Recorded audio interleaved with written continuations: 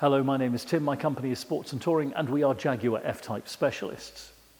Jaguar offered the F-Type in a wide range of paint colours over the years, from vivid, bright colours like fire sand orange, all the way through to the beautiful Loire blue or dark sapphire blue and ultimate black at the other end of the spectrum.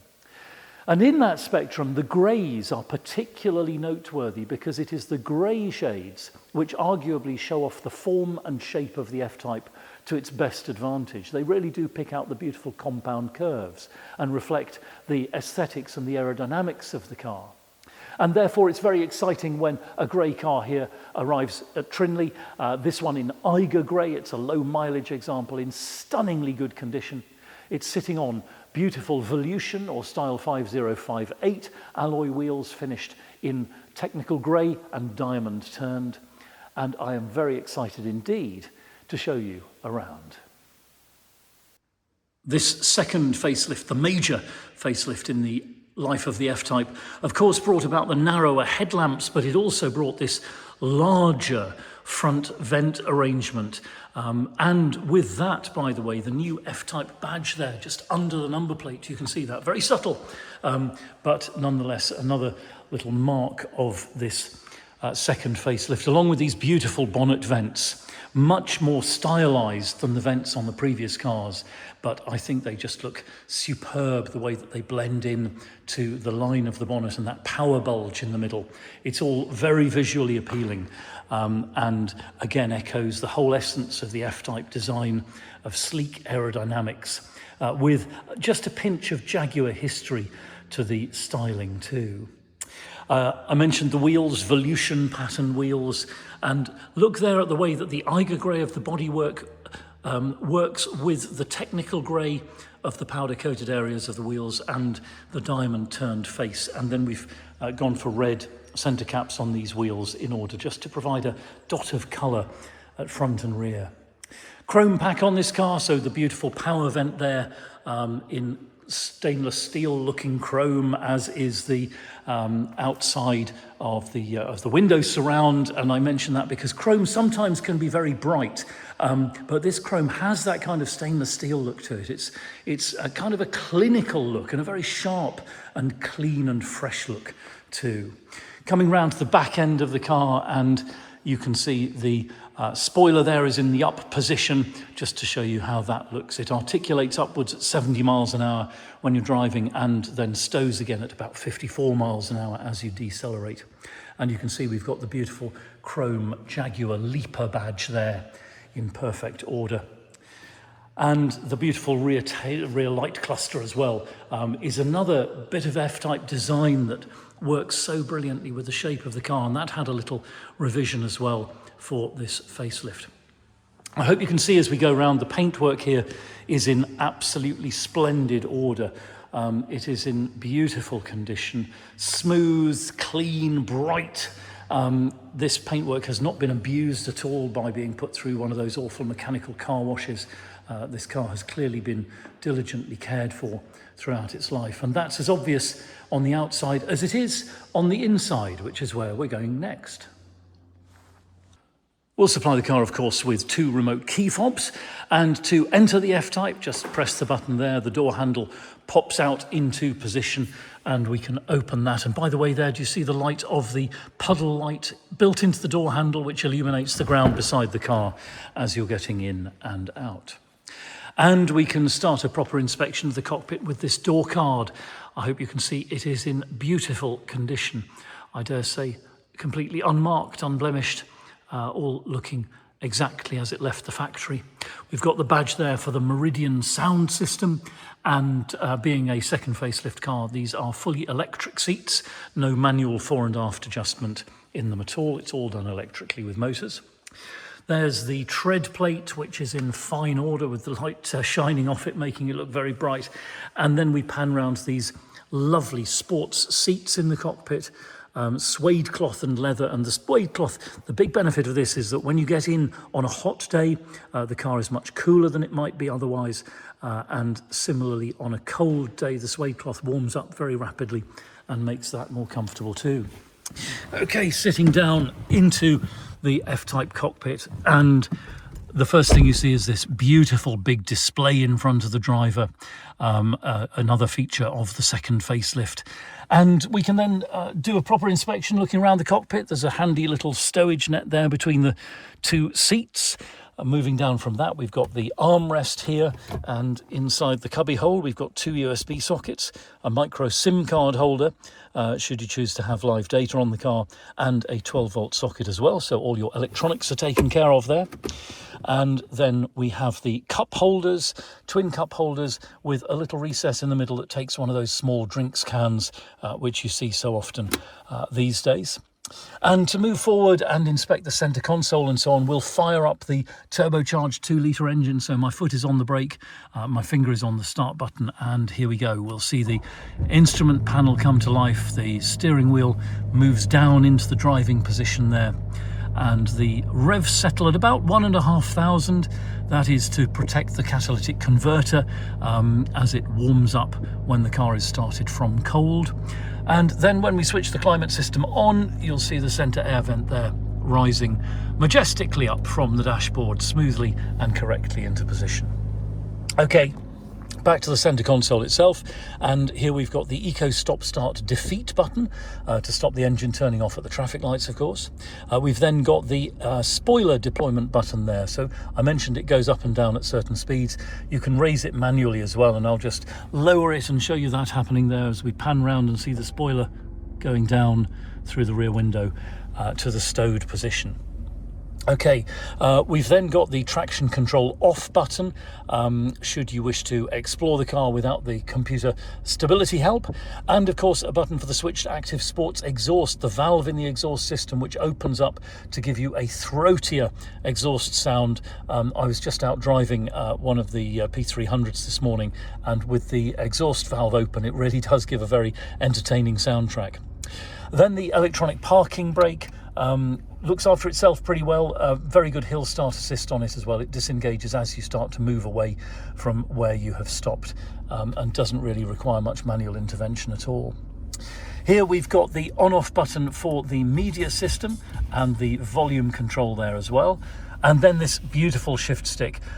It falls perfectly to the hand. There's a trigger on the front there. We pull the trigger and move the shift stick into the drive position there, and then sideways into sports gearbox mode. And in sports gearbox mode we can shift up and down using the shift stick itself. I always point out at this moment that you've got the flappy paddles as well, and if you're manoeuvring the car enthusiastically, you might be better keeping your hands on the wheel and using the flappy paddles to keep 100% control while you're enjoying throwing the car around. Okay, back over here to the shift stick, and to put the car into park, just press the P button and it takes care of that and applies the parking brake. Here we've got the driving mode selector switch. So at the moment we're in standard mode. I can go forward into rain, ice and snow mode, which particularly softens the throttle map and makes the car much easier to drive in very slippery, snowy or icy conditions. Not an ornamental thing as this is on a lot of manufacturers' cars. On Jaguar this really is a worthwhile mode that I do recommend you use in those conditions. Back into normal or vanilla mode, and then we go rearwards into dynamic or tutti frutti driving mode. You see the illuminated symbol there, and we can look and see the dashboard backlighting has turned red as well to tell us that we are in dynamic driving mode now. And the car is sharpened up really in terms of the various maps on the engine, gearbox, throttle and so forth, and the steering, and it feels brighter and more lively when you're manoeuvring it in dynamic mode. And of course that mode also opens the exhaust valve for a better soundtrack. Okay, then we come to the climate controls. You can see the temperature selector, so we dial in the temperature using either of those, and we have auto climate, air conditioning, timed recirculation, very handy for warming the car up and cooling it down. The hazard warning light switch is there in the middle, and then we have the front and rear demist. And that brings us up here to the infotainment system, this lovely big screen. And by the way, this car does have CarPlay and Android Auto, so with your phone connected, the display here will mimic your phone screen, and all of your apps and so forth will be available in the usual way. Have a look at the photos to see that in action, but for now we'll start by swiping right, and you can see there we've got My Home One. So this is a page where you put your shortcuts, your immediate go-tos for things like your favorite radio station, or to set the satellite navigation to take you home, and so forth. Then the home page itself here on the left hand side, navigation. This takes you to the satellite navigation system.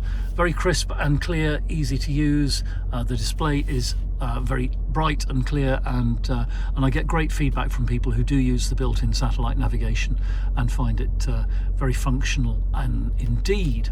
Okay, we'll go back to the home screen, and in the middle here we've got the media option, and you can see there at the moment we're listening to DAB music, BBC 6 music. I can select source, and you see that under the radio button there we have also VHF and FM radio, and if we had a Bluetooth device connected it would come up here as well, so you could stream music, Spotify, BBC Sounds, whatever, from your mobile device as well while you're driving. Okay, back to the home screen again, and of course we've got Bluetooth telephony, crisp and clear, very easy to make and receive calls, and easy to be heard and to hear the other party as well. We'll swipe across and you'll see we can access the climate options here. We've got Android and CarPlay enunciated there, and you've got shortcuts as well to your contacts, to the reversing camera, valet mode, Bluetooth, and so forth. And I'll just show you the reversing camera now. Very clear display. It's a lovely big display with those tram lines that indicate where the car is manoeuvring, and helpfully as well it puts up those blocks to indicate where the obstacle behind the car is and assist you in avoiding it. Okay, back to park mode, and we'll take a look at the steering wheel now. On the left hand side we've got the infotainment controls and the Bluetooth telephony button, and on the right hand thumb pad here we've got the cruise control and active speed limiter. Then on the left hand stalk there, the automatic headlamps, and the right hand stalk has the rain sensitive wipers on it. And the display here, this beautiful big display screen, which is configurable either as 2 dials there, or we can go into layout and select 1 dial and have this large center dial there with whatever you desire, left and right side of that as well. And we can go in again, and through the layout option there we can select full map, and this I particularly find useful when I'm driving in a city. If you've got a lot going on around the car and you want a depiction immediately of the roads around you and so forth, this is a really handy way to configure the car for that kind of driving. And you still have, of course, your speedometer down there at the bottom in order to keep track of your progress. Okay, we'll put it back into the twin display 2-dial layout, which I think is probably my favourite one, like so. And finally we'll come down here and just look by my right knee, and you can see that we've got the boot release button, lane keep assist button as well, and then the rear fog light and the dimmer for the instrument binnacle there. And then down in the footwell, I hope you can see there the stainless steel pedals with the rubber inserts for grip. Another wonderful option on this car. They look smart and they feel great under the foot as well. And I hope you've noticed, as we've been looking around, the quality of the cockpit. Everything is correct, it's clean, it's as it left the factory. No nasty marks, no blemishes, nothing to catch the eye and disappoint. Really, again, I mean, yes, it's a very low mileage car, but it has been kept ever so well by obviously enthusiast owners. Okay, we'll switch off the engine and take a look in the boot. Jaguar knew, of course, that the F-Type had to be a practical car. People have this as a daily driver, and that is why they gave it what is, for a 2-seat sports coupe, an enormous boot space, 300 litres plus, in fact.